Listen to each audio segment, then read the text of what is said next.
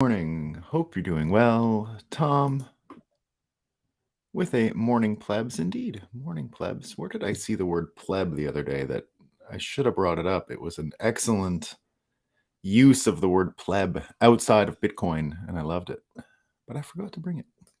It'll make the show if I find it again. Bomatan, good morning. Where do I sat? Indeed, good morning. Daniel, morning, gang. Hope you're doing well, Daniel. Hope you're doing well. Louis, good day, Bitcoiners. Hope the tech is on your side today, Nolan. Yeah, better. It'll be better when I'm in Montreal, but we do our best. We've got to make it possible to take the show on the road. So that's why I do it this way. It's not, you can't make it an excuse that you didn't have a perfect tech situation. We gotta. That's one of those things that's easy to vary, or should be easy to vary. We're going to be talking about hard to vary today.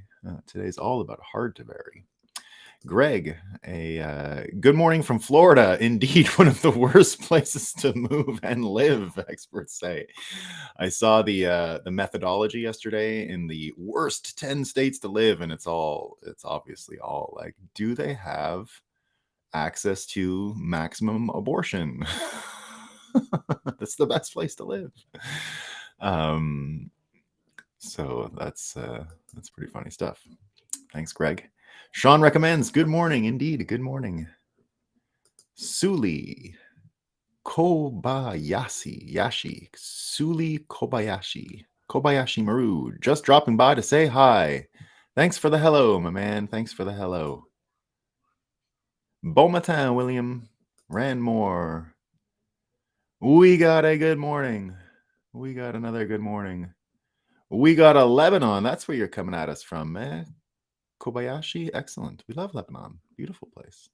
Beautiful. Hello, Moses. Hope you're doing great, Moses. Indeed, good morning. Indeed, it is a good morning. We got a Philippines visitor here. We love the Philippines. Great. Philippines and Taiwan are the only two places I haven't been in the Far East in my life, and it's killing me. I gotta go. Two important places to hit. All right. I gotta tell you, you're not seeing it. Maybe you can see it in that reflection. But we got so much sunrise. The sun is way up. It's so good. And guess what's happening with Bitcoin? It's perfect. It's running great. All that's left for us to do is have a coffee and talk about what is new. Miami Beach, baby. We got Texans. We got people from Florida. All these crazy, terrible places that are the worst places in America to live, they say. Good morning, freedom fighters. Indeed. Sorry, when I'm looking over like this, it's because my iPad is in the way of the because I got to see the comments. The Kobayashi Maru test. Maybe the last 3 years were just a gigantic. Well, honestly, my approach to COVID was a Kobayashi Maru. There was no winning. I said at the beginning of COVID, I said, I'm not going to bother with this fighting about vaccines and lockdowns. I said, there's going to be something like a vaccine passport coming for the case of this pandemic. They're going to make a trillion million mistakes. They're not going to do anything right. So I'm absolutely not playing the game. And weirdly, here's a fun little story. As COVID was coming, so in 2020, in February 2020, I went down to Mexico with William Shatner, and I was chatting all with William Shatner about all kinds of stuff. So William Shatner is from Montreal, so he's a local fella, really. So we got along because we were able to touch base about Montreal and all that. Oh, one fun story for you guys. So I saw William Shatner again this year in Texas, and because I helped with a little bit with that CoinDesk event, just some of their Bitcoin content. But a friend of mine, a former CoinDesk colleague named Zach, right? You might know Zach from CoinDesk TV. He was interviewing William Shatner and Napoleon Dynamite. Napoleon, he's got like a Web3 show or whatever. So they were in the green room. And William Shatner and Napoleon Dynamite were there. And William Shatner didn't recognize the Napoleon Dynamite actor. And the Napoleon Dynamite, William Shatner said, so what do you do? And he says, well, most people know me from Napoleon Dynamite, this show that I did years ago. And he says, what have you done lately? Right? William Shatner asks him, what have you done lately? And he's like, well, not much. And then I got this Web3 thing. And William Shatner's actual answer to the guy was, so you're an idiot. So you're an idiot. Very good. We love William Shatner. Huh? He's the best. He's the best. What a funny guy. I was talking to him because there's a building in McGill named after William Shatner. It's like the student union building where everyone parties. And they tried to kind of blackmail him where they named it after him. And then they were like, well, give me money. That's what him and I bonded over. We were laughing about that. He never gave them $1 and the building's still like informally named after him. So you gotta love William Shatner. Funny guy. All right, William Shatner. I'm sure he's a fan of Moscow Time. I'm sure he'd love all this fake news. We got a great one. We got a great one here. This is from ABC. ABC hasn't made it to our list enough lately, but here they go. They're trying to take the whole title. This is a heavyweight Moscow Time. Phrases like dark times and denigrated carry racist undertones. Report claims. So, guys, no more dark times. So if we're talking about dark times here, nope. It's got to be casually not as bright as other times. That's what we're going to go with. And denigrated, no, it's not going to work. Now, in case you guys are worried about climate change, there's a whole new thing to worry about when it comes to climate change. This is really got me scared. And this is from CNN. And the scientists are saying it's here and everything. But here's what we got.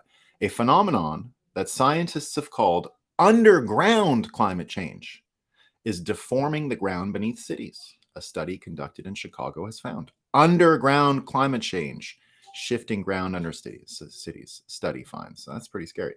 There's also a case recently of a...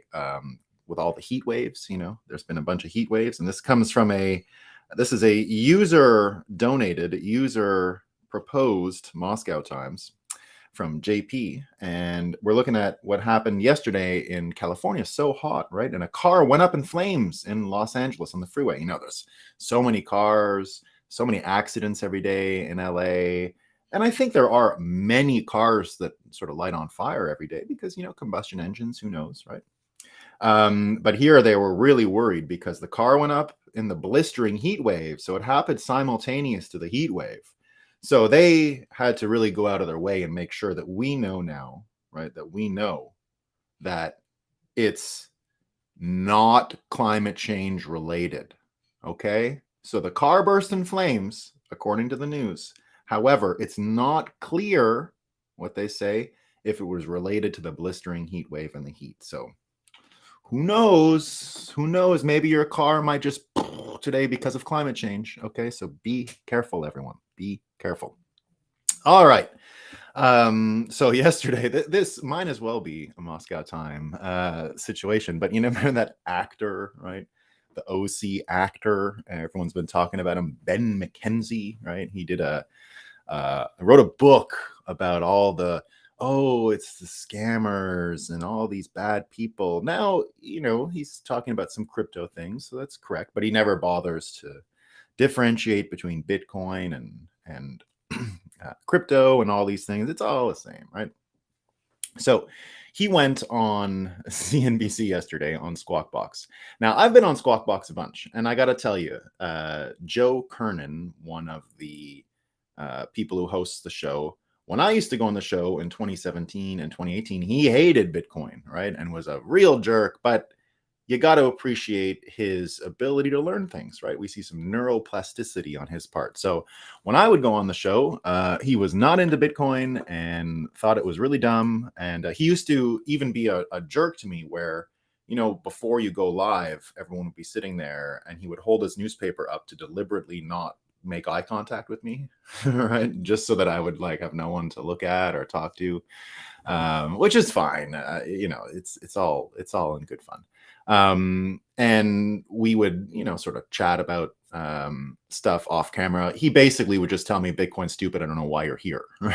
Right. So the guy learned. You got to give him credit. And what he did yesterday was amazing. So he's got this Ben McKenzie guy on the show and he starts pushing him a little. He goes, well, you say it's all a big scam and all this stuff. And yet it took me, he said, these are his quotes, it took me 20 pages of reading the Bitcoin Standard to say, well, there might be something here.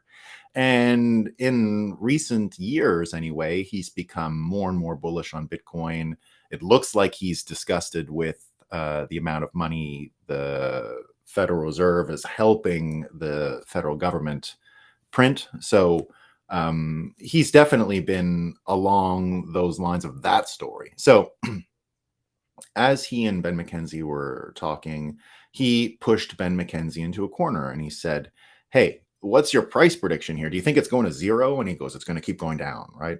And he says, "Well, how much? When's this going to happen?" He goes, "Ultimately," so Ben McKenzie says this, right? He goes, "Ultimately, Bitcoin is a story and it will last as long as the story lasts."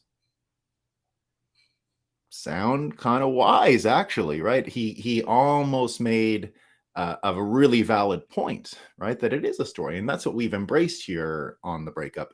We, of course, are dealing with the psychological commodities. We admit Bitcoin is a 100% psychological commodity, but so is the US dollar. These are all psychological commodities.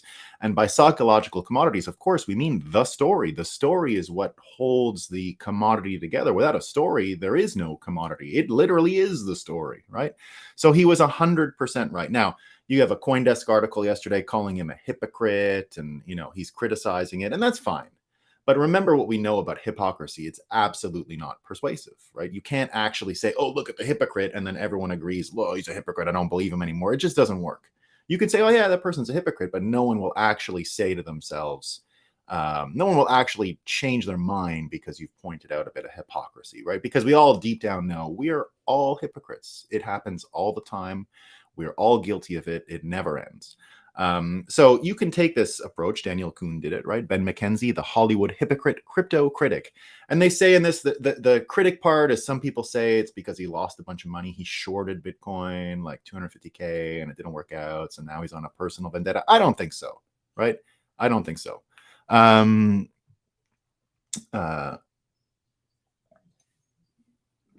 Taking another sip of coffee here.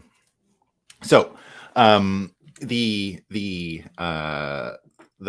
thing that he ended up saying, though, that it's a story and it will last as long as a story, you had all kinds of people blow up on Twitter yesterday saying, Ben's right. So, don't take the hypocrite approach. He's right? He's right. It's not about being a hypocrite. He's noticed something very deep here. And it ended up sparking a really interesting debate online. And that debate involved American Hodl bringing up a Noah Yuval Harari quote when Noah Yuval Harari was getting interviewed by what's his name, Lex, the really low energy Lex, who I like, but not that much. I like him as a person. I just don't watch too much of the show. It's pretty long, and the energy's not quite where I want it to be. But very talented guy. Appreciate everything he does. So the Noah Yuval Harari video clip that started making the rounds was exactly that, where Noah Yuval Harari says, basically, the best storytellers in the world, if you think religion and all this were successful, forget it. Forget Hollywood. Forget all of it. He says the banks and the people pushing the money system we use are by far the most successful storytellers ever, because it's all fiction, right? It's all a psychological commodity. It's all 100% invented, yet it is used as the reference for every single thing that we do in the world. It is the literal benchmark for time, energy, all these things. And because of that, it is the most common form of currency. Now, currency, you can actually forget all the fancy definitions, forget everything you've ever heard. The word currency really just means current, right? There's a current.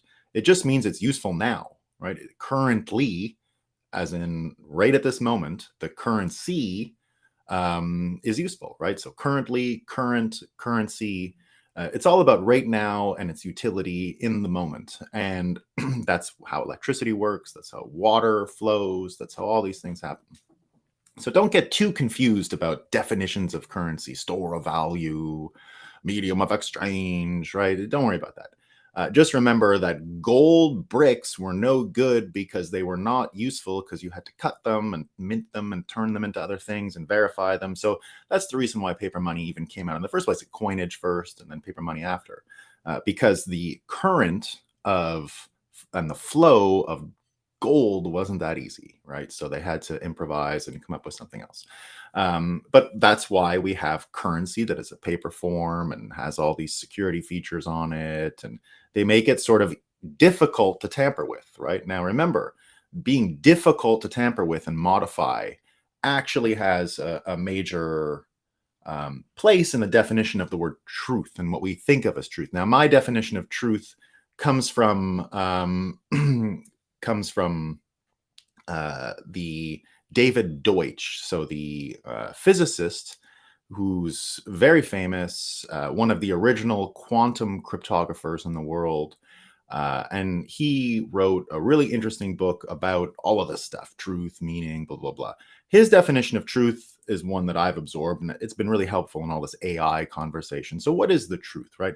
The truth is simply hard to vary assertions about reality. Things that are false are easy to vary, right? So the ability to vary or not vary has everything to do with what is true and not true. So if it's entropy resistant, more or less, it's true.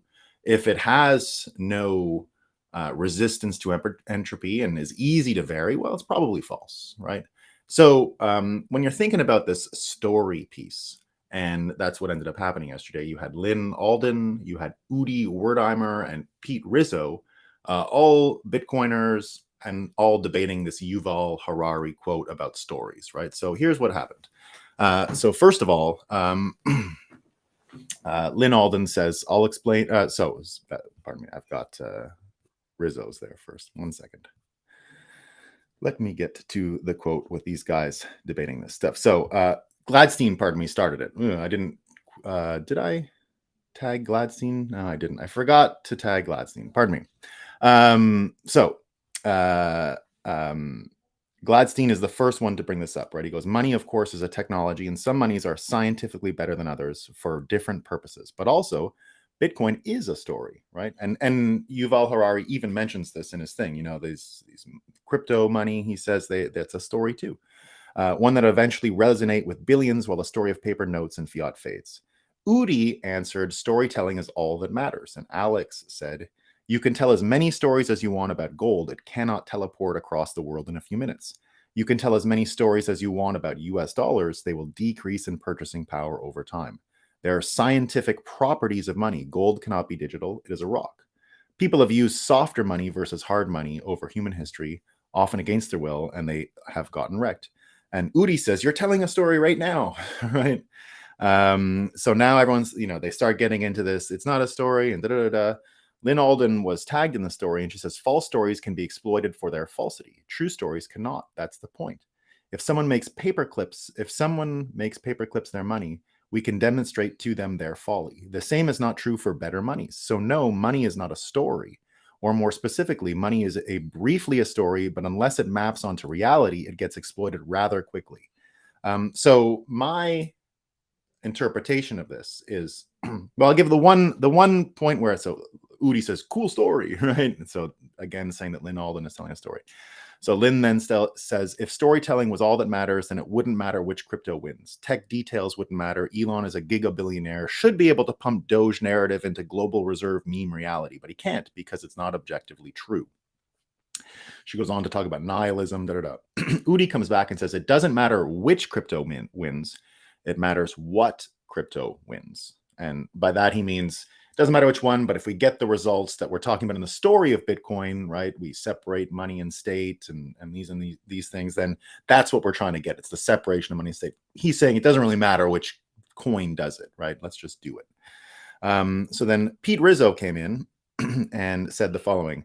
I'll explain my sympathy to Udi's points, two of which I particularly identify with. He says, the history of Bitcoin is full of stories about Bitcoin that weren't true.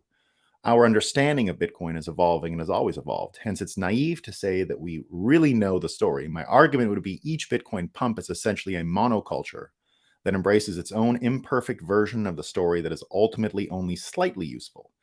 There is a limitation. This is number 2, his second point. He says, there is a limitation with some forms of storytelling in that if it might not succeed at getting certain people to use Bitcoin or change their habits, and they might create rigid mental models about Bitcoin that are not accurate. I sympathize with your insistence that the truth of Bitcoin properties will win out in this instance. that people will see or come to know that the Bitcoin story is more true than other less true stories, gold, fiat. But personally, I'm not sure how much more we have to learn as a collective culture from monetary history. So what I think about that is indeed Udi and Rizzo are correct in saying the story is important. Lynn Alden is also correct in saying that this, exactly what I said, this entropy resistance, the ability to resist easy to vary assertions about the network. And that's the problem with the other cryptos, let's say, right? The easy to vary, like proof of stake. What's the cost of messing with Ethereum these days? I don't know. It's not that hard, right? So this entropy resistance and truth being a hard to vary assertion about reality indeed lets the story propagate forward. And that's what we see in movies all the time, for example, right? What is it about Star Wars? The original ones, of course, not these stupid ones they made recently, because it's dead, unfortunately, right? You don't want to say it out loud. And it sucks to admit, but Star Wars is complete dog shit now. But the original ones, of course, that really embraced the hero's journey and told that story of the progression of a hero. Why is it that certain stories like that persist in our consciousness? Why do we remember them more than other bad stories that sort of ring cliche and are not that interesting? Well, the reason is their entropy and truth are at play in all of these stories. So a story like Star Wars resonates with people because it has the same feeling as the Jesus story, the Bible story, all of these things, right? And there is a element of entropy resistance, of hard to vary assertions about reality that we get out of these major stories, and that's why they live forever. And in some ways, like I'm not sure Star Wars will live forever, right? It might have been a time and a place, exactly as Rizzo was mentioning here, these little monocultures, right? Now, of course, I could see why Star Wars, in the environment that we lived in with the US dollar, American hegemony, empires, rebellions, all these things, I can understand why there would be a lot of insistence on a story like that for our times. It might not be useful in the next era. It might just be some weird little quirk when we look at previous stories from previous eras and we say, well, I don't really get why that was cool back then, but historically I see the significance. But this whole idea of a hard to vary assertion about reality is indeed what makes a story have persistence and staying power, really, because that's what we're talking about here, right? Bitcoiners know that the story of Bitcoin is heavily tied to the Lindy effect. It's heavily tied to the time it has taken to resist entropy, right? Resisting changes to its code base, resisting changes to the reality that it is manifesting, the reality that it is cataloging within the public ledger of Bitcoin. That whole thing is the most entropy resistant piece of information which exists on Earth today, as far as I can tell. There might be something else, right? But it is as entropy resistant as physical items on Earth. It's as entropy resistant as a mountain, as a rock, right? Not a lot of other digital things that humans have created that have that kind of entropy resistance, that is as persistent and capable of resisting any change that comes to its story, that comes to its narrative around it. Now, the narrative that Bitcoin has been portraying and broadcasting started with the Genesis block. It started with the mythology around it. And what is the story? We've been talking about it many, many times on the show. We can talk about October 31st all the time, right? The same day that Martin Luther posted his separation of church and state, the white paper was posted on the internet. January 3rd, right? January 3rd, the perihelion, the point opposite of our celestial orbit calendar of July 4th, right? So the twin core duality of America and Bitcoin, of imperial force and revolutionary power, the polarity of these two things oscillating with each other on a calendar. Very particular story building here. Of course, what's embedded in the Genesis block, right?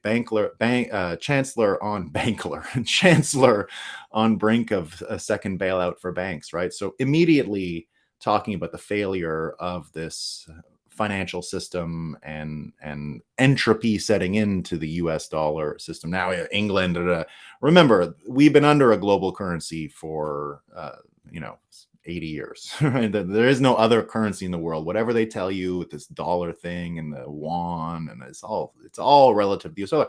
US dollar is the measuring stick. So therefore there is only really one, because the only meaning other fiat currencies have is relative to the US dollar. They do not exist on their own, right? They are entirely bound by the reality of the US dollar and the metrics that were put into the basket that the economists use to give relative meaning to other things. But inevitably, the actual only fiat currency which exists in the world, according to me, right? This is not something I could successfully, I think, argue against some people who are really baked into the global financial system. But personally, shorthand, the story I tell myself, there's only one currency in the world today. It's all US dollars. Everything else is some facsimile, some derivative of the US dollar, something on whose meaning is derived from the US dollar basis. And so that's the system we have, right? So this whole idea of the hard to vary assertion about reality and storytelling being a major propagating force for Bitcoin, I think is absolutely true. Ben McKenzie had it right. I think the debate that it spurred amongst Lynn Alden, Alex Gladstein, Udi, you start to see a bit of the Bitcoin, intra-Bitcoin tribalism there. I think they're all saying the same thing, right? They're all agreeing. And I think what Lynn Alden is saying is very similar to what I'm saying, right? That the storytelling she's saying that only storytelling matters isn't true, right? It implies that truth doesn't matter and only the historical accident of the best storytellers is what matters, which is not true. You can't just hire the best storyteller to make a Disney movie if Disney is telling them how to make it, right? And Entropy can set into their vision, Entropy can set into their goals, and it wouldn't work. So it isn't just the skill of storytelling. The skill of storytelling is perfected by comedians, for example, right? They're probably the best storytellers out there. That's what makes them so funny, right? Have you ever tried to listen to Eddie Murphy tell a story? It's not possible. He can't tell you a story of him walking to get coffee without you cracking up. He's not capable, right? Everything he says is funny because of the way he tells stories and all those things. There's several comedians out there like that, right? I don't think you could just have a normal conversation with Norm Macdonald when he was around, right? I think anything he said, any story he said was funny just by the way he told it. But that doesn't mean he can create Bitcoin or has any special truth. Indeed, his stories are usually, right, the way they tell them, usually slightly wrong for those very reasons, right? Because that's what makes things funny, right? When the words sound like they make sense, but actually when you put it together and it doesn't, and it's crazy, right? That's what makes things funny. That's part of the funny reflex.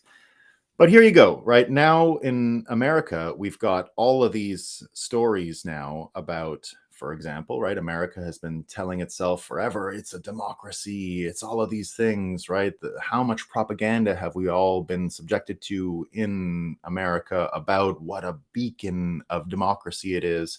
And of course, America has been built on this mythologizing, on the storytelling. And it's one of the reasons why what Kennedy said yesterday. So if you guys didn't see the news, right, Robert Kennedy came out and said he is going to back the US dollar with Bitcoin, right? So people saying it's groundbreaking, of course it is. And he also said he would end Bitcoin taxes, effectively making Bitcoin an actual currency, right? Because that's the thing, in El Salvador, for example, you don't pay capital gains tax on Bitcoin. You can't. It's money, right? You can't pay taxes on money going up. It's not even a commodity. And this whole way that he's going about doing it would make Bitcoin more or less an official currency of the United States. And therefore there would be no capital gains tax anymore. It wouldn't be a commodity. It wouldn't be like backing the US dollar with oil as it is today. It would be like backing the US dollar with gold, right? Which is what he's talking about here. So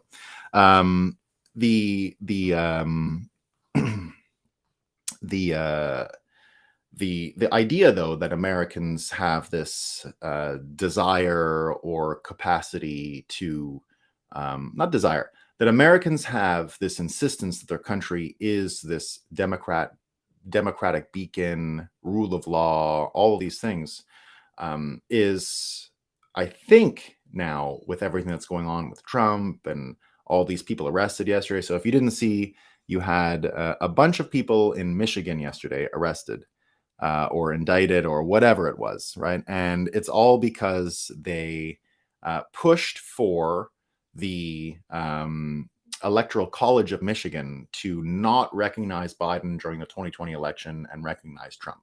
Now, there is an actual historic precedent for this, and it's Kennedy, right? It's Kennedy's uncle. So Kennedy used alternate electors in Hawaii in 1960.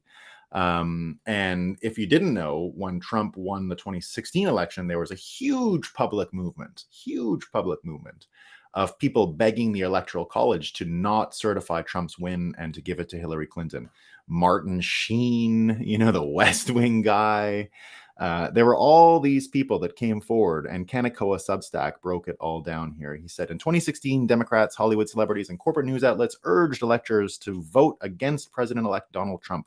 Lawrence Lessing's article in the Washington Post in November 2016 argued that Republican electors had the constitutional right and duty to switch their votes from Trump to Hillary Clinton. This sparked a movement supported by figures like Michael Moore, John Podesta, Keith Olbermann, Rosie O'Donnell, and several Hollywood celebrities. While they only convinced a few electors, it's important to recognize the double standard of justice in the treatment of Democrats and Republicans in winning elections. So here he goes. This is Kaneko the Great still. Liberal activists like Chris Hayes, Norm Eisen, Lawrence Tribe, and George Takei urged, another Star Trek guy, right, Sulu, urged electors to vote against President-elect Donald Trump in 2016. Liberal activists like Mark Ruffalo, Rosie O'Donnell, Neera Tanden, and Pink urged electors to flip their votes from Donald Trump to Hillary Clinton. Chris Hayes and Michael Moore pushed for electors to block President-elect Trump from becoming president on MSNBC. Here's what they said. They think electors should be persuaded to part with their pledges and vote against Trump. Yes, they absolutely should do that, Michael Moore said. In an open letter posted to his Facebook account, Michael Moore pledged to cover the fines of electors if they voted against President-elect Donald Trump. Harvard law professor Lawrence Lessig extended an offer to provide free legal service. The Daily Beast.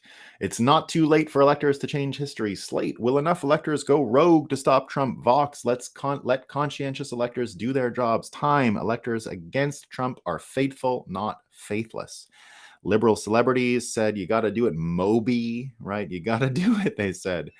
So in the end, they didn't do it, obviously. And Trump was president. But you got to remember that it's one of these things where whatever they're accusing you of, remember we've talked about that a lot. It's the old Tucker Carlson observation, right, of psychological projection. In a lot of these cases, whatever they accuse you of, they're doing themselves. And what they're doing themselves here is exactly what they've indicted or whatever they did, arrested these people for. Let me see what actually happened to them. Oh yeah, so they got charged. So the New York Times. Breaking news, Michigan announced felony charges against 16 people in connection with a false elector scheme to overturn Donald Trump's election loss in 2020. Michigan charges 16 in false scheme to overturn 2016 election loss. So I don't know the difference between what they're doing and what happened to everyone else who was calling for it to be done to Trump. But as Tucker Carlson says, this is psychological projection. They're doing to you, accusing you of what they've done themselves. But the good news is they're destroying the story. The story dies with this stuff. The story can't survive this, and everyone notices, right? You can't go around criticizing, arresting people for a thing that you openly did a few minutes ago. Now, Philip K. Dick. So Philip K. Dick he's another sci-fi writer. Philip K. Dick had kind of an epiphany at one point in his life and believed that we were a simulation, more or less, and we were all made of these computer coils with a faulty memory access retrieval. We couldn't remember things, which is indeed true. Our memory is awful. We can create false memories as easy as you can imagine, and our ability to remember things just 2 minutes ago are not great, right? We can all read the same thing and have a completely different impression of it. We can watch the same thing and have a completely different impression of it. And so he said this faulty memory retrieval mechanism was a major problem with humans realizing who they are. But now with AI and the way things are working, and Brian Rommel just tweeted this out yesterday, that we're going to have to get used to having perfect memory recall as a society, right? We're entering this world of perfect memory recall, and it's going to have profound effects, profound changes on the way we live. And it's cases like this, right? This is just basic internet. This is not even AI supplanting your cognitive functions and increasing your memory ability. This is just Google. This is just searching. What happened, right? Everyone asked for this 6 years ago, 8 years ago, whatever it was, 7 years ago. Everybody asked for this thing that they're now charging 16 people in Michigan for with this felony. The ability for America to conjure the story that it is this great, democratic thing is over, or at least the way it's being done here. Now, when you start talking about what happened here with Kennedy using electors and Kennedy now talking, so JFK using electors in 1960, remember what we've said for a long time. One of the major things that Robert Kennedy can offer is a reconstitution of this American story. And the American story he's selling now is the separation of money and state. He's honing in on this separation of money and state. Now, he's getting tons of criticism all the time, right? But remember, no one is supporting Robert Kennedy because they think he's right about everything. It's not that. You see him criticized again in the New York Times. You see his family criticizing him. Do you think that Robert Kennedy is out there saying, right, that he knows what's going on with 5G? He knows what's going on with vaccines. He's got the answers to what's happening with the water supply and the food supply and what's going on with the corruption in our medical system, right? He's not saying he has the answers to scientific studies. He's saying that we don't have a system that can even give you the answer. Take this one on race, for example, that's the one he's being criticized now on so much. Now, he said that certain groups of people are more susceptible to COVID than others, and that it could be a sign that we're getting into genetic bioweapons here. But here's the thing, and take the Amish, for example, right? Here's the problem. You will never, ever in your life see a real study about how the Amish did in COVID. Now, there's studies on the internet that said they did badly. There's studies that said they did well, but we don't have a system that would ever want to give you the real answer to that. No one is actually looking at the answer to that. It's not possible because the system isn't aligned to give you the answer. Kennedy is basically saying that. He's saying we have a system that can't give us the answers we need. We can't even get the input we need to make decisions because the thing is so broken. He's not arguing against any one of these answers saying, I'm right, you're wrong. He's saying we don't even have a system that can ask the right questions. And we don't have a system that is even dealing with the right problems. And so because of that, he's changing the story from are we right or wrong to is the system working or not, right? It's not about right or wrong or any of those things. His thing is we have a system that cannot produce the right results for us.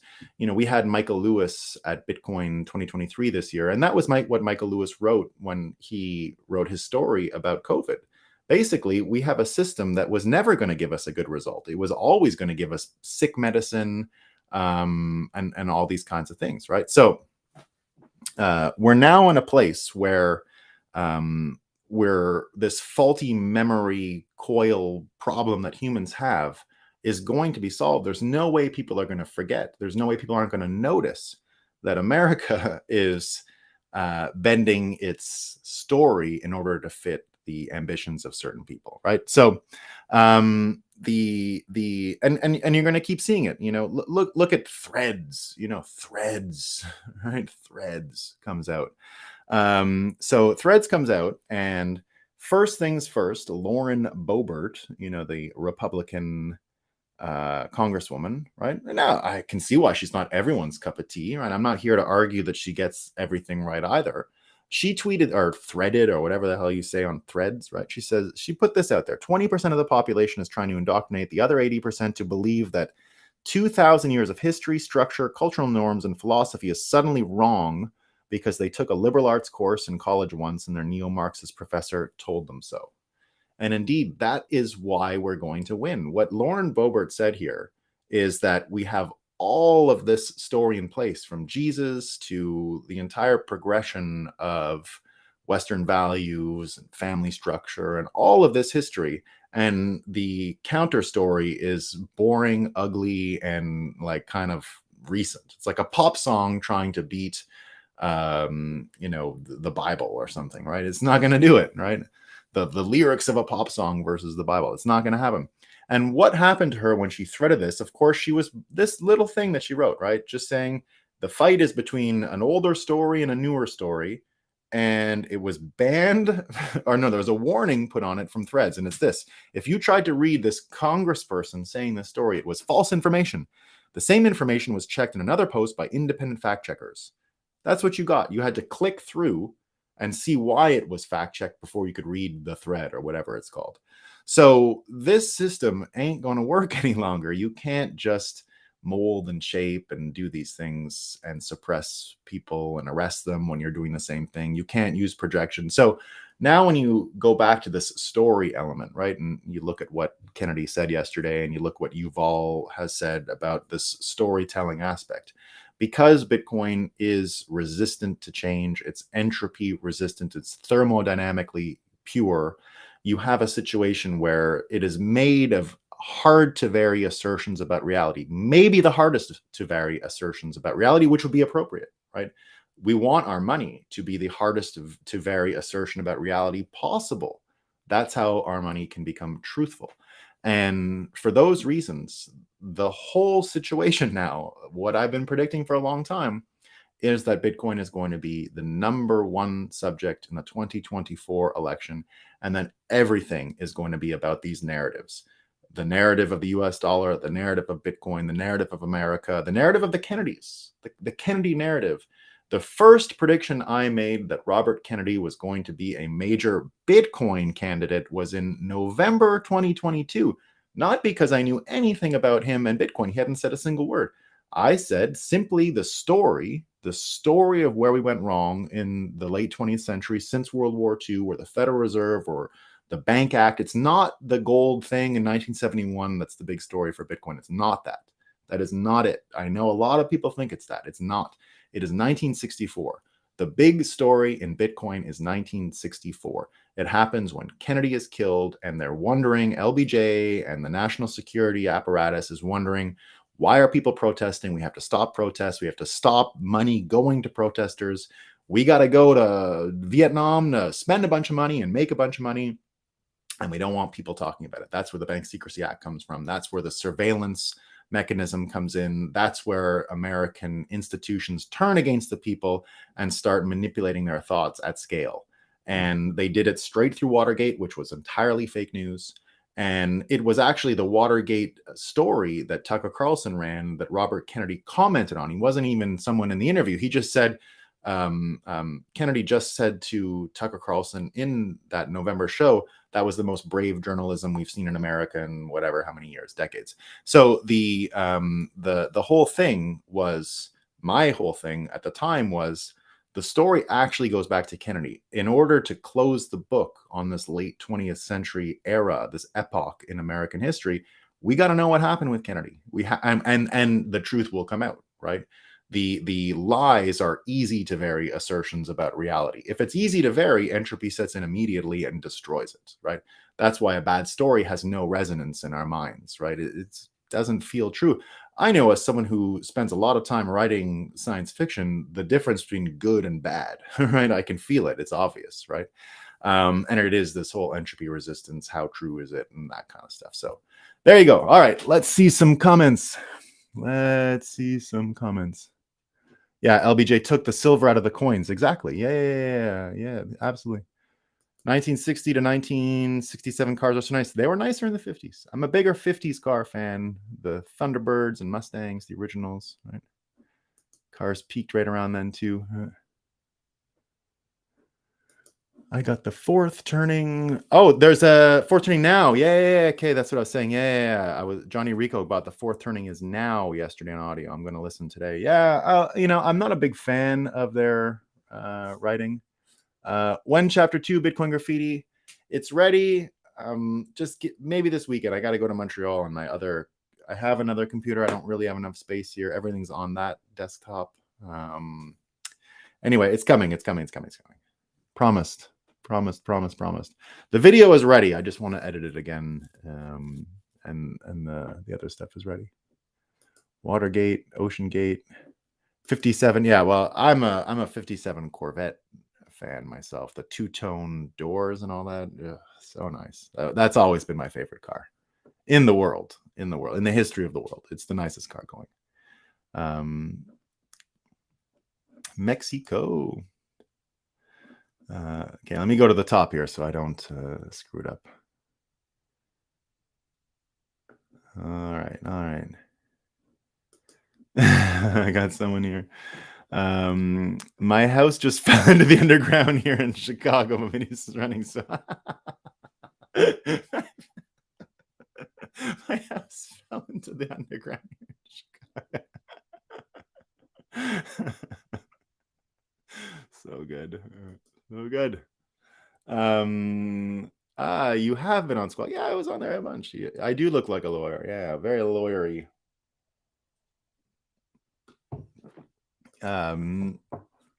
You look really different. You hadn't burnt your feet. Yeah, I think that's probably a good way to say it. Yeah, I was I mean, I wasn't so different, but I had still some, there was still like I want to go on TV. There's like an ego thing, right? I don't really care. I would never go again. Like, and that's not true. If they asked me to come on for Satoshi Wedding Murders or something, I would go, but I wouldn't expect it to be like a big deal. I just got invited on to Mark Moss's podcast. That's way more interesting to me than mainstream news anymore. It was fun pre-COVID. You got it like they'd send you a black car, and it was fun. It was fun. It was very fun. Let's get 21. Yeah, we like likes. Give me the likes. Give me the 21 likes. Louis, he bores me to death. I think we're talking about Lex Friedman. Yeah, I mean, but it's a thing. People like it, right? You can't deny he's got great numbers. Smitherin, morning. Yeah, Lynn Alden's a great writer. Global Reserve Meme Reality. It is very nice. Fundamentals matter. They do. Yeah. It's why gold became money. Absolutely. Have you heard the clip from Safe on Lex Friedman about the banana analogy? No, I haven't. I'll go check that out, though.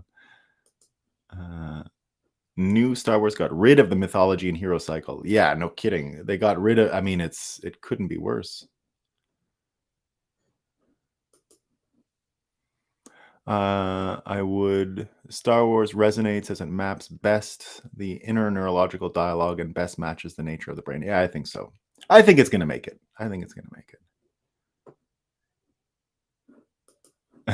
What's this?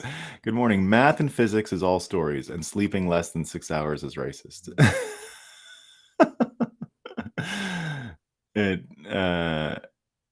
It makes them survive, like the Odyssey in Greek mythology, because they still work 1,000. Yeah, you're right. Yeah, that's it. They still work, like you still can see the truth in them 1,000 years later, and that's storytelling with resistance to change, entropy resistance, thermodynamic purity, and full of truth. Because again, the truth is simply a hard to vary assertion about reality, and the more truth you have in a story, the less variability and the more chance it has of surviving. As biology didn't change, indeed. Yeah, exactly. Exactly. Hey, Smithereen, you in Maine? We love Maine. Had we seen the laptop, the election would have turned out differently. Yeah, that's what I've been saying whenever I talk about election interference in 2000, I don't care about the Dominion voting machines, Russia, Trump collusion, all this stupid shit, double impeachment, all the fake, easy to vary assertions about reality that were constantly pushed out there by the media. There was Caitlin Oz has a really good one this morning on this exact subject. I should have brought it here. So there you go. Oh, this is going to be good. We got Bitcoin Graffiti. Story comes from storehouse, a place where you keep things humanity tends to forget. I guess stories that survive keep on being resurrected for they deliver value in time of need. I like that a lot, Bitcoin Graffiti. I didn't know that. That's a great etymological pointer there. Sounds true. Ever read Valis? No, I haven't. Oh, the book. Yeah. No, I haven't read all of Philip K. Dick's. I read a lot, but not all. I was a Philip K. Dick fan when I was young, so pretty interesting book. Love Philip K. Dick. Philip K. might have had some memory loss due to trauma. Yeah, no, he definitely did. Yeah. Societal wide, there may be some trauma too with their accompanying memory loss for cope. Yeah, I think so. Philip K. Dick is great, but he's no Heinlein. I don't know Heinlein. I'll have to look him up, Johnny. That sounds cool. It's so sad that the beacon of democracy has turned into the beacon for banana republics, but good and bad, right? I don't think America could heal itself and change. America is going to change the way as it has many times, change the way we even think about nation states in the next epoch. And what RFK is doing here is pure America, right? America can change quicker and faster than anywhere in the world. Again, because the system that America chose, the design of the republic, is very malleable, right? So that's a good thing. Hard to vary, but very malleable. So it can live. It can live. But that's the really cool stuff of his work. The memory theme, Total Recall. It's a great psychological insight. Love Total Recall. And what a great movie. What a great movie. Loved it. RH is political. Yeah. PKD, psychological. I like that. Do you think that Kennedy, when he announced supporting BTC, said it because of real intentions? No, he's a very. All I'll say about Kennedy that I know for sure is he's not a liar. That's all I know, right? He doesn't come across as a liar. He's wrong about a lot of stuff, but I don't care about being wrong, right? No, he's 100% serious. So that's why I reject. Who was it that just said he's going to take? Oh, you got to see. This is someone else. Scott Galloway. Did you guys see this yesterday? So he was getting interviewed by Kara Swisher. Kara, right? Kara. Elon hates Kara, by the way. She's a plant. It's terrible. It's disgusting. So he believes now he's going to pay no price for being stupid and wrong. So Scott Galloway came out and said that Trump is going to take a plea deal so he can go back to what did he say? Golfing and something else. Golfing, and then he said and banging porn stars. And then Scott Galloway said, I'd like to do the same, a little more of the same. I don't think he realized that he was saying he would like to do a little more of the porn star stuff. So it sounded like ridiculous. Anyway, this is one of those things where as the world is turning, these people are going to look more and more stupid because you have to live with your bad predictions. It's why we make predictions on the show constantly, right? It's a really important thing to make these predictions because it means that your assertions about reality, which came true, and managed to make it through that, underline that you had a pretty good understanding of what was happening when you made the prediction. So Scott Galloway, little bit mentally retarded. I don't want to use the R word too much, but not that smart, right? So what Kennedy did here, I don't know if it's, I can't say for sure if it's about him honestly supporting Bitcoin, but I've spoken to him. I mean, we've been our thing with the event. He mentioned the event many times, right? That's something that we conjured, and so he's been 100% sincere with me, and I have only reason to believe he's saying what he will really do. If he was what you're saying, if what you're wondering about here, if he was what you're wondering about here, a lot of his campaign would be different. So I don't think he's risking family relationships. I think it's a guy who's got nothing to lose, and he saw some polls the same way Trump saw them. Trump had a lot to lose, so it's different. But Trump saw polls in 2015, which I knew about at the time. I heard from a friend who Trump asked about reading through these polls just before he was going to run, a significant person in Canada, and a guy who owned a lot of newspapers and blah, blah, blah, knew Trump. They owned a building together in Chicago. So, and I knew him through friends. And so He told me that Trump had done polling and knew that Americans had appetite for a third-party candidate who was going to change things. And when everyone was saying he wasn't serious about running, I had that information. I knew he was actually polling and was curious. He wasn't just doing it for publicity. He was actually looking at a path to victory. RFK told the same story when he was on the Bill Maher interview. And he said, look, someone came to my house with polls and said, you actually have a path to victory. You in particular have a path to victory. And sorry, it was the Jordan Peterson one that he mentioned that. It was the Jordan Peterson interview where RFK mentioned that he has a path to victory. And his path to victory is not unlike Trump's. And do you know what he believed his path to victory was? And this is what you see, right? He said his path to victory is simply to tell the truth. That's it. And he says, if Americans want to hear it, I'll win. And I believe that. I think he can beat Trump. Honestly, I do. I think he can beat Trump. Not in the way it's, you would imagine it today. They're going to keep screwing with Trump. It's just going to be a lot of problems. I think, if the world works perfectly, RFK will win. He'll heal the divide that's happening for the Democrat psychological problems. What Trump did for Republicans, he can do for Democrats, because they're the ones with a lot of the mental problems right now. And so he can bring people together. And I could imagine him, RFK could put Trump in charge of Russia peace and Ukraine peace, right? Like a major file. Because Trump's going to continue, they're going to continue with arresting and all this stuff and blah, blah, blah, blah, blah. I don't think Scott Galloway's right. I don't think he's going to duck out or anything like that. But they're not going to make it easy. Now, Trump could win. I would be happy. I can't tell. It's just too unpredictable with Trump, right? You just don't know. If it was today, I think Trump wins. If it was today against Biden, I think Trump wins. Who knows with the cheating and all that, but I think Trump wins today. But we still got a year and a bit to go, so things are going to change. I think because of this storytelling thing, Trump has a compelling story. He sure does, right? Cheated, revenge. He said it straight up, revenge, right? What did the New York Times, did you see this article? I think I copied it today. It's what the New York Times says Trump and his friends are going to do if they win, right? Oh, yeah, this is great. This is great. New York Times, Donald Trump and his allies are planning a sweeping expansion of presidential power if voters return him to the White House. That includes limiting the independence of federal agencies. Yeah, like the fucking CIA and the FBI. Like, what the fuck? How Donald Trump and his allies want to expand presidential power if he's elected, bring independent agencies like the Federal Communications Commission and the Federal Trade Commission under the direct presidential control, strip employment protections.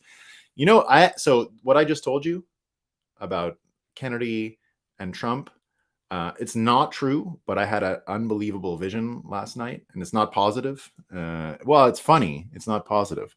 But that idea that I just mentioned about RFK appointing Trump to be like the war guy and bring peace to Ukraine and all that, I had an awful vision of like America back in the Rome time where it's not a republic anymore.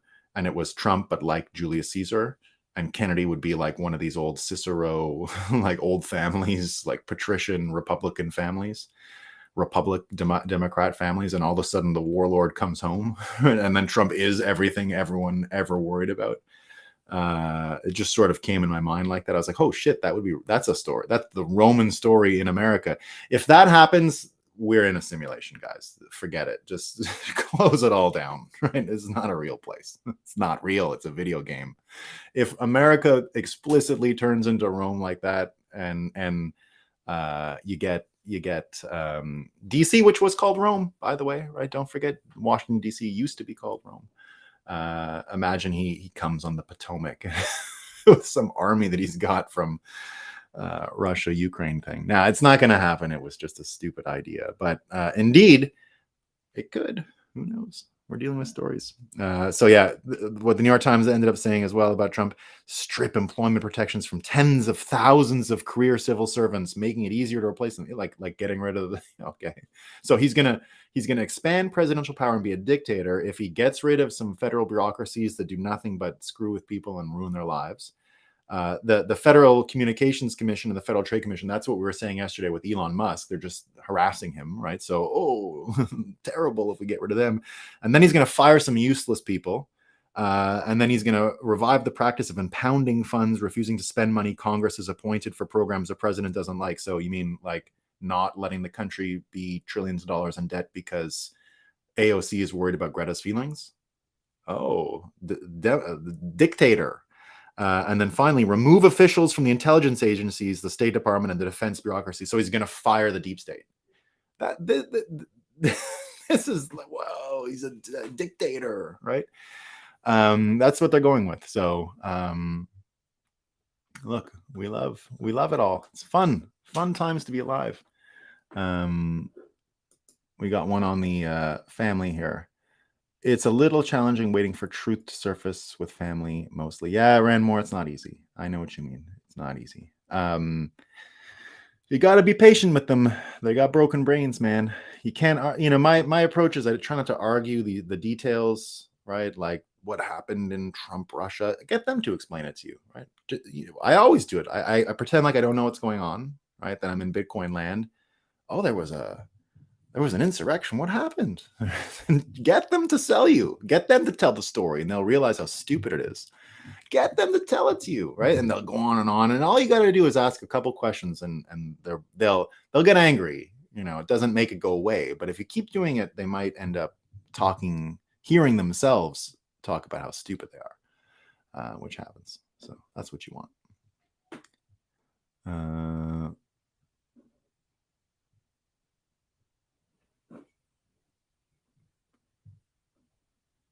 Hold on. Must be hard to inspire, right? Yeah. Bitcoin Graffiti says you look chiller and healthier now. I was just chill and healthy back then.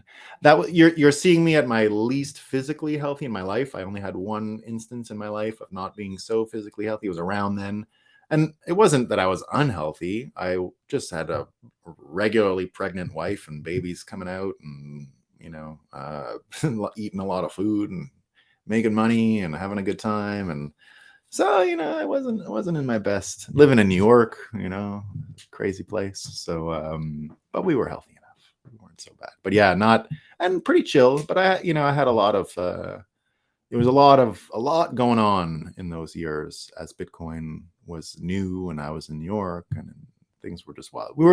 People don't realize they have an idea of CoinDesk in that era, of being like a big media company because Barry Silbert owned it. The truth is, we were like 4 or 5 people at the start, and it was a lot of work, right? It was a lot of work, and we were all a little bit infused with the company itself as far as how the company was doing was how we were doing. And the company was doing great. We were doing great, but it was a lot of stress. There was a lot of stress all the time. All the time. It just never. We loved it. It was war. We were busy at war before anyone else, so we were having a good time. Must be hard to inspire to write in Ottawa. It's not easy. Not easy. We're winning. Nikki, yeah, he is awesome. I didn't want to make it sound like I don't like him, Nikki. I'm a fan. I'm just saying I'm not like, I just don't want to come across as disingenuous because I don't sit through his 4-hour shows. So all I'm saying is I'm not like an expert on Lex Friedman, and I can cite Lex Friedman things like that, right? So, and I agree, so much valuable information. So not putting him down, just saying I personally don't. It's not my speed, right? Mark Moss is a great wealth of knowledge as well. Seems like he gets moody at times, but love the guy. Yeah, I like him too. I like both of those guys. And look, I've been trying to get Lex to come speak at my events for a long time, so I like him too, right? Heinlein from the moon is a harsh mistress. Very cool. Love it. Sailor references him off. The moon is a gravitational high ground. I didn't know that. I think we should get for coming from a family that's actually put their lives on the line. Obviously, yeah. I think that's what it comes down to. TXO is it's hard to doubt Kennedy's sincerity with what happened to his family, right? And even with the voice, right? I think the voice is a good thing now, because if he didn't have it, he would just be some fucking Kennedy. He would be too clean, and I would doubt him a little more. But seeing him work through this physical infirmity and doing this stuff, despite all that's happened, there you go. If elected, it will be on Bitcoin, then ban guns, then take your Bitcoin. He's still a Democrat. I'm not worried about that. I don't think the guns are getting taken. And anyway, I know where he lives, so it's not a problem. We'll be fine. It's a little challenging waiting for truth to serve. And I guess also, if you knew, like someone just sent me a picture of Kennedy in their camper van, just chilling with them. Like, this is just a Bitcoin friend of mine driving around a camper van, and there's RFK the other day chilling with like real hardcore Bitcoiners. So I think, and these are people that I know from early Trump days. All right. These are early Trump people that are now with Kennedy. The early Trump people that I know, the people who were like way into Trump in 2015, like myself, most of those guys are actually RFKers now. We love Trump. We'll always love him. Always.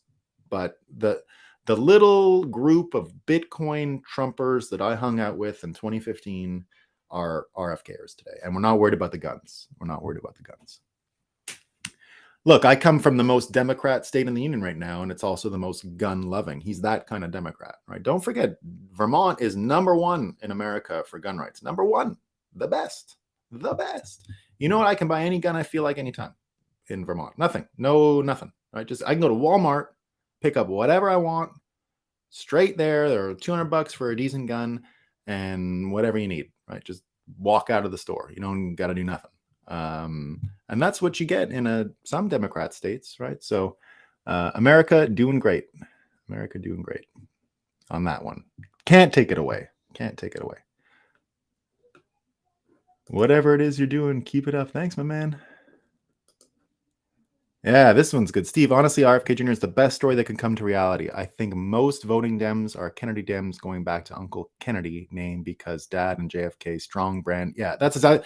So when I first made my Kennedy prediction, it was that. It was literally the story and the appetite for the Kennedy story to come to an end finally that was going to bring RFK to the top. I had no idea about his Bitcoin stuff. The Bitcoin is all bonus, all bonus, right? My prediction was based purely on Bitcoin was involved in my story because indeed the reason I'm interested in the Kennedy assassination is because money becomes corrupted as a result of the Kennedy assassination. It's when bank secrecy and spying and indeed the silver taken out of the money, all these things, right?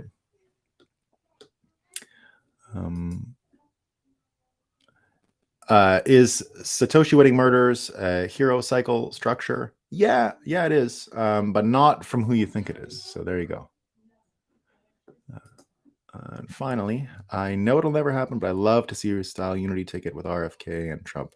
Yeah, I've been saying that from the start, Steve. I frankly, my other prediction that brought RFK into the mix was the fake story about QAnon and JFK Jr.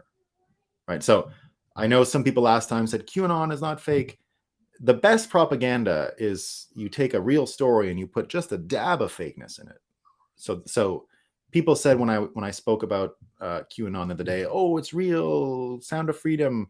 I wasn't arguing with that part. I was arguing with the JFK Jr. piece, right? Now, I know that people said, I don't know Q. You're right, I don't. I saw it immediately as technique, craft, and I stayed away. I don't want that shit in my brain. That everyone is susceptible to these entropic forces of lies. You can't put them in your brain. You gotta protect yourself from this stuff. Sometimes you just got to ignore it. So I ignored Q from day one. Not that I didn't believe in Pizzagate pieces. A lot of people look, I've done mushrooms with Cernovich, who broke the case, right?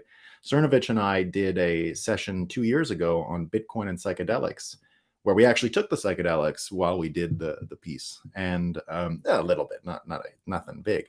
But remember, Cernovich is the lawyer who got Epstein back in jail where they killed him, right? This guy's on top of the story. And so I definitely believe a lot of it. But you can see technique because that's how it works. Caitlin Oz has it today. You put a drop of fakeness into a story and you pollute the whole thing. That's how it works, right? That's how you hide stories. Wayfair Gate is super real. No, Wayfair Gate is beyond real, Tommy. Wayfair Gate is the grossest thing you're going to read about. If you guys don't know about Wayfair Gate, you got to go look into it. It's unreal. Humans sold in, it's yikes. So again, I was never arguing against a big part of the QAnon narrative. I'm arguing about using JFK Jr. To make the whole thing a joke, right? That's the technique I'm talking about. I saw the technique day one. And because of that, you had to be careful, right? Look what QAnon led people into. January 6th and a sting. It led them into a sting, right? And a lot of people were warning about Cernovich. What's the guy? Alex Jones. Everyone was warning it was a sting, basically. It was a trap, right? So I saw the trap, wasn't going near that. Now, my RFK prediction was based on how sometimes when you make a mistake and you put something out there, who was the person I was thinking about along those lines? Watching someone struggle with what they got. Well, I guess Ben McKenzie would be an example of that, right? Watching, like, not the smartest guy trying to take on Bitcoin and didn't really, be careful what you wish for, right? Getting knocked out by Joe Kernan is not a good scene, right? And he was knocked out. Joe Kernan floored him yesterday in that interview. That's over. The criticism of this guy, it's finished, right? Because his brain got broken. Yeah. So QAnon is a psyop that hides a lot of truths. Yeah, that's all I mean. You when you see one of these stories, if you're involved in technique like this and the craft, you would realize you need to pollute it with something crazy, right? And JFK Jr. still have me. That's what you got to do. That's what you got to do. All right, team. That's all I got for today. I hope you all have a great day. I'll be back tomorrow. And there should be more fun stories, right? I don't know if we're going to get as lucky as today. Today was a great day. If you do what I do and you need news, today was awesome, right? I hope you all liked it, and see ya tomorrow.